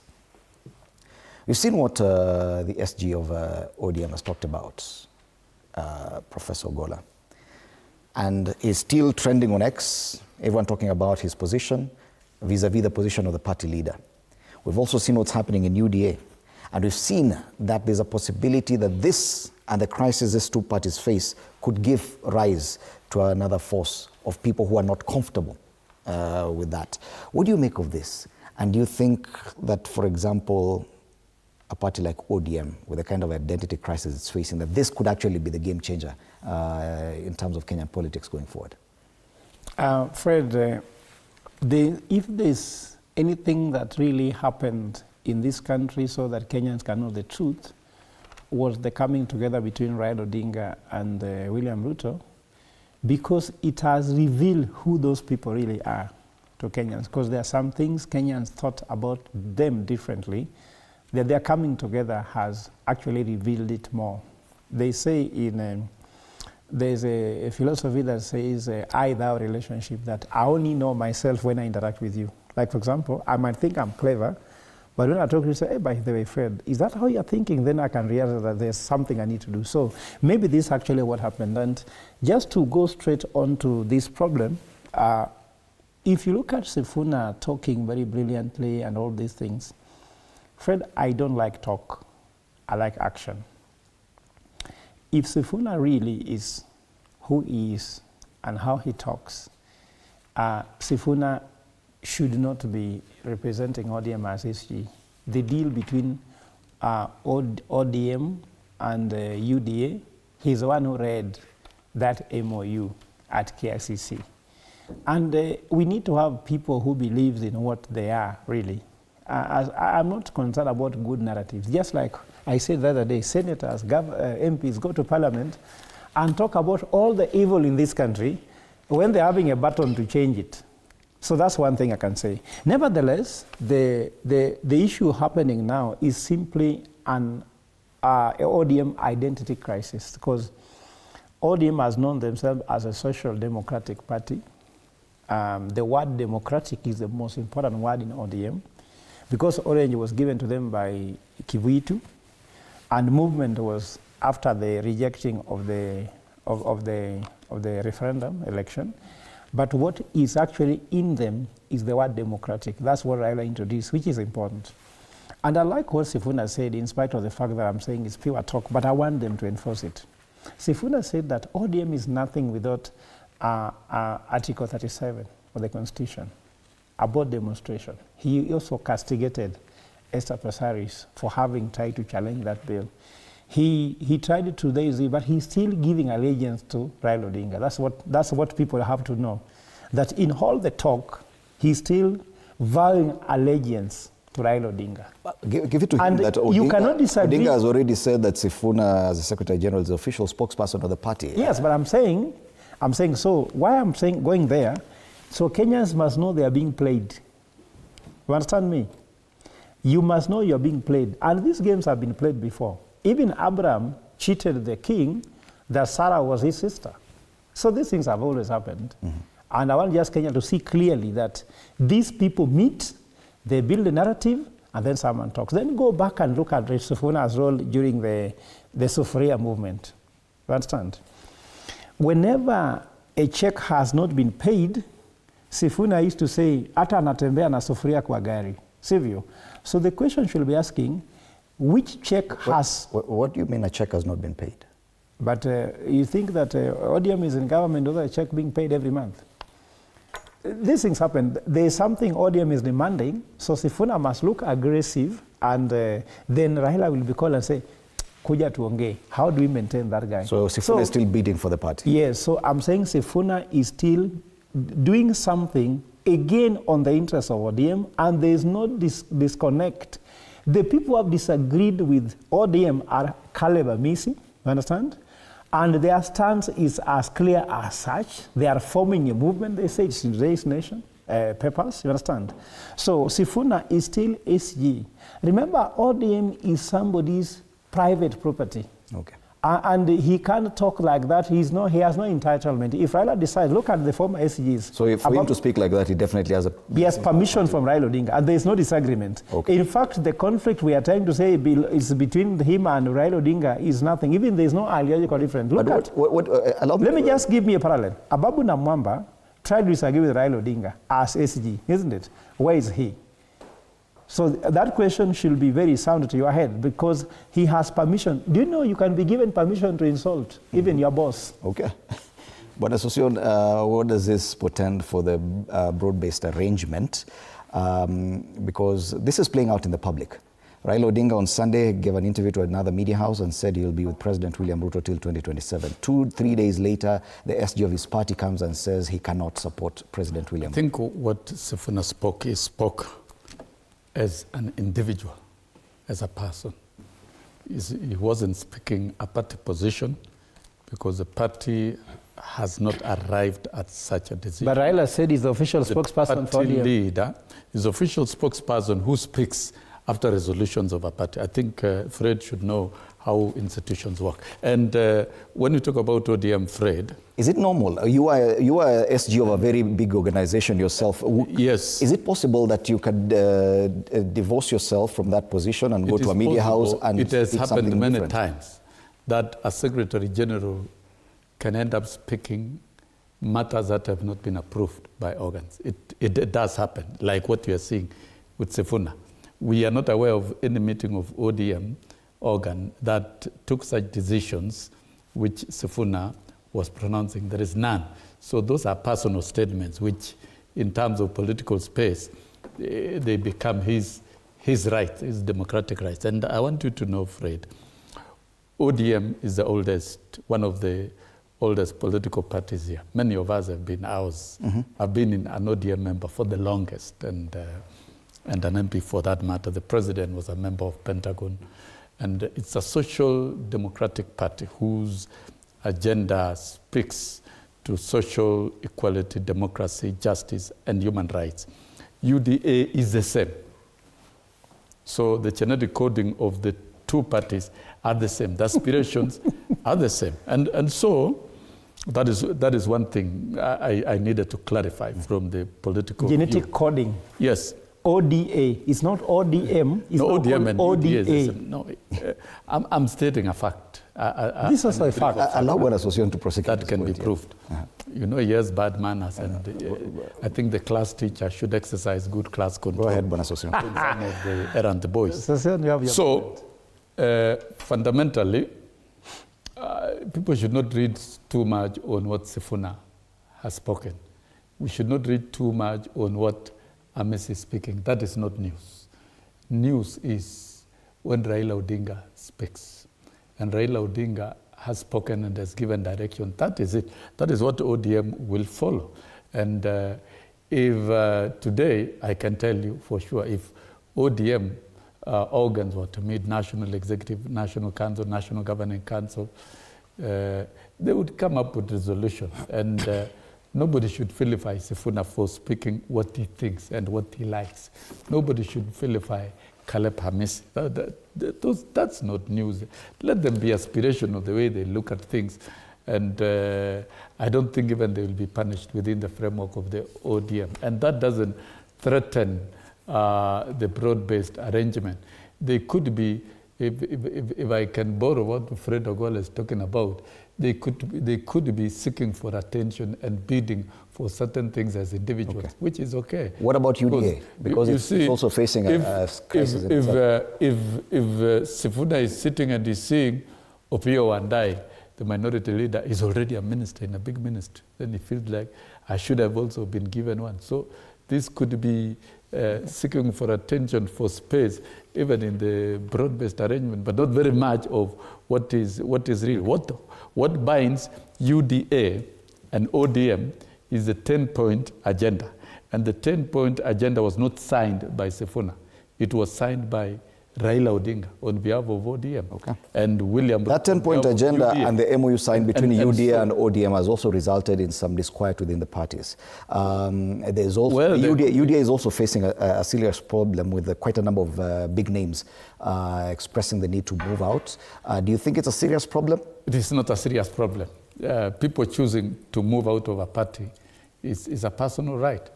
Just like I moved out of ODM and to UDA, it never gave me even an inch of bad relation with ODM. I relate very well with the party leader and members of the ODM, and there's nothing wrong with that. The majority whip in the Senate. Those who feel the majority whip in the Senate has already said UDA is a dead party, at least in Western Kenya. Don't you think that such a statement is a huge one in as far as the survival of this party? That is not a statement worth even discussing in a serious media show like this one. That the majority whip in the Senate has said this party is dead is not a serious issue? It is not. Okay. Nobody Dr. Mbai. Yes, please. Thanks so much. The UDA party, the health of these two big political parties. Yes. Fred, I'll tell you this, and I want to put it as clear and concise as possible. All of us know, many people know, that the 10-point agenda was a rushed document, something to officially or to signal the shift of ODM getting to government. It was hurried because the 10 points you look at, there was no way of measuring them. And actually people have been killed since. No composition have ever been made. Remember, I think during Madaraka Day, the Raila Odinga speaking before the president during the Madaraka Day and saying we want them to be compensated. Nothing, it never happened. Many people have been killed today. I think 60 have been killed since then, including Boniface Mwangi and John. So, what is happening here? Anytime, Fred, you hear Sifuna speak, pause, put the volume high and listen to that guy. That is the voice of Raila Amolo Odinga. Let's go to the point. Anytime you hear Sifuna, and I said from the word go, I've been very consistent, Fred. What Raila Odinga is doing is playing safe. He has a team working at Joho, all these ministers in government. Wanga is also in that mix, Oparanya. You continue supporting and working with government. PSAs right now, many of them ambassadors, right? But because Laila, the person doesn't like losing the people, that's why Sifuna is there, to continue talking. And that's why you can do nothing about Sifuna.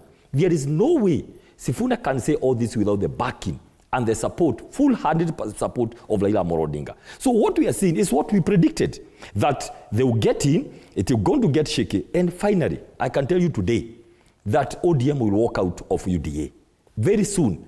Actually, so soon you can't believe it. Fred, if the SG can go on national TV and say that the deal is dead, and say that he cannot support the election of the president, that's Raila speaking. Does it serve your purpose as DCP?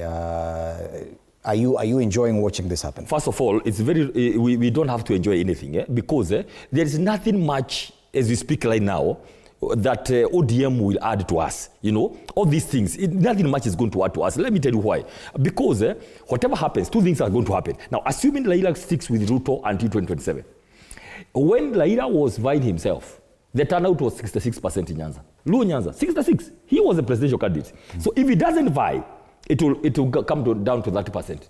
If he doesn't buy and support Ruto in Luo Nyanza, it will come to 30. Of course, the rest will come to us.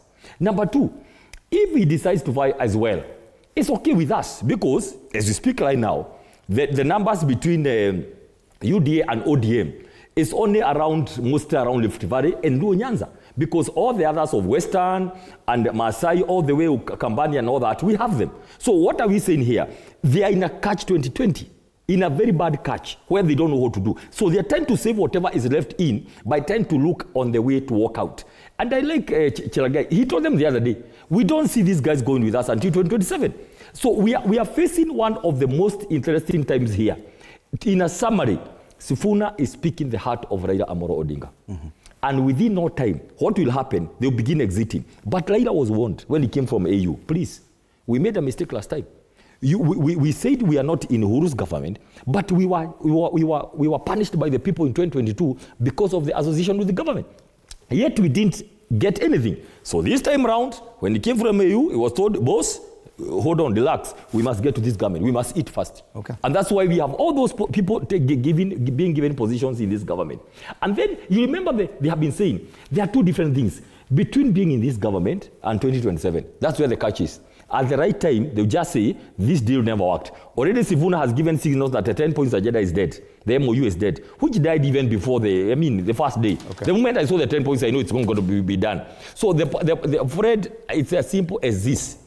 There is nothing much Laila value that he can bring now on the table. He has been agreed to be misused, and what unfortunately is going to happen, whether I advise or not, DCP will have more votes, a good number of votes in Luo Nyanza, because we have people who don't believe in that conmanship. Okay, and still on that issue, because this party politics has also given rise to another entry of another force, because you said that everyone who's not with that broad-based arrangement is with you. But is it a fact? Because we are seeing a number of MPs from Western Kenya trying to move in a different way, even MPs from Mount Kenya region.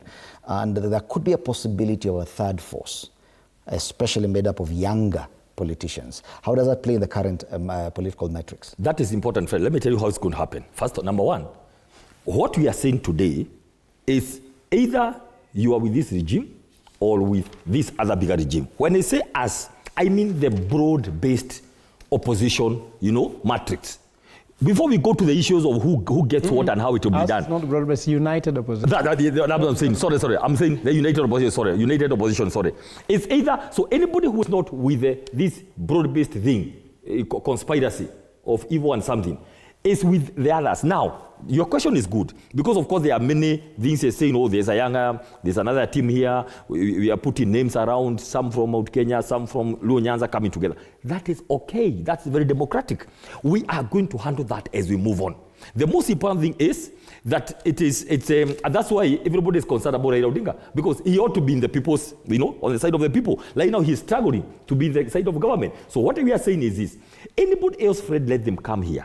Let them now continue now sorting ourselves out. Who does what will happen? There's one thing, not leaders. Kenyans have agreed, Fred. They want a united opposition. They want one presidential candidate. They want a lineup. It will no longer, Fred, be this one man went around the country, convinced anybody to be president. It will be this team working, then they agreed to give one of them the presidency. That, like what happened with the President Kibaki. This is what is going to be different from the other election, because people have discovered this issue of one man. It's me who have gone around, gotten the MPs, gone to Western every Sunday, gone to Luo Nyanza, going to Mount Kenya, getting the power. We have seen where it has brought us up. People don't want a one-man syndrome again. People want a place where people will sit down, continue talking, and then they agree. One thing I see, the young people also, they have even their own parties, but finally we will come and agree. How do we get? Okay. The younger leaders, Akina Babowino, Akina Dedenyora, and others, everybody will come on the table and finally agree. It is not people, it's not the leaders who want. Kenyans are demanding. Okay. People must have a united opposition. I think for me, Fred, the picture is so clear. The picture is so clear. One thing we want to demonstrate, Fred, when you have one man who hits everybody, kicks everybody around, go impeaching people, thinking that Kenyans are against this one-man thing, because it can lead us to a cult. By the way, one day you can be told to take poison and dash yourself into Indian Ocean. So we are against this one-man. 7 minutes to go. I'll allow me to give each one of you about 2.5 minutes for your final comments. You didn't give me time for that segment, but it's okay. Unfortunately, our time is over. Yeah, so first of all, let me relate this to the topic you had in the beginning, is that when the president says that he's an agent of destiny, I've been telling my brother Mbai, there's nothing like a useless person. God created everybody for a purpose. And Ruto became a president for a very important purpose. And even I'm sure God sent him to teach Kenyans a lesson that we've learned, so that we don't take so many things for granted. In fact, William Ruto has done one of the best civic educations to Kenyans than ever. So I think I can say he was sent by God, because sometimes God can allow evil to teach you a lesson, and has taught many people lessons anyway. When he calls Kenyans terrorists, so we are having one people called broad-based government versus the rest are terrorists. So the question as to the formation united opposition, all opposition leaders are terrorists. I'm also terrorist number 1, 00 number 1. And Kenyans will come together as terrorists and vote for one of them, one of the terrorists. Because terrorists is the following. If you cannot get health care, and you complain, you are a terrorist. If you cannot get a good education and you are claiming something, you become a terrorist. If you can't get a job like the young people, you become a terrorist. If you claim about your rights, and rights are enshrined in the Constitution, you're a terrorist. So because the Constitution has given birth to these rights that we are demanding, that makes us terrorists, so Ruto has to know it is him versus the terrorists. So there'll be a terrorist revolution, a terrorist coup in the country, in the ballot anyway, to send him home. And I want to say that ODM, UDA have actually moved to ODA. There's no longer ODM, there's no longer UDA, there's ODA. And that's what is now governing. So the genetic formation of this ODA is so confusing, and they're still under norming, storming. So they're still trying to figure out who are they, because they have become a mongrel something. And they're still suffering from identity crisis. Who is running government? Who called the shots? Sometimes you see Raila Odinga addressing Senate. Sometimes you see Raila Odinga addressing cabinet. These are unconstitutional dispensations. So there's a lot of confusion going on. And this confusion is making us realize how bad these people don't actually believe in democracy, don't believe in the rule of law, and it has exposed them very hard. And I want to again end by saying this, right? The call to ensure Ruto does not win election 2027 is bigger than even taking a man to the moon or a woman to the moon. It's become a bigger calling that is more important than even a Titanic project. It is even bigger than Vision 2030. I can tell you. Why I'm saying so is that Kenya cannot go anywhere under this leadership. And for me, the sooner it can end, the better for the country, not even for me. I'm not even interested, like Sosela has been thinking, that I want to be in the transition government.